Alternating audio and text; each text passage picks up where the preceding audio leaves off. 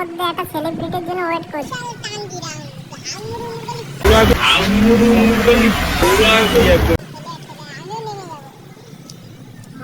তো গাইস, এই যে সেই সেলিব্রিটি এতক্ষণ বাদে বেরালো ফেসিয়াল করে।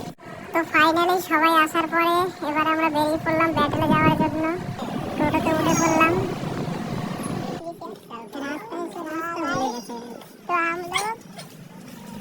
তো ফাইনালি আমরা চলে এসেছি।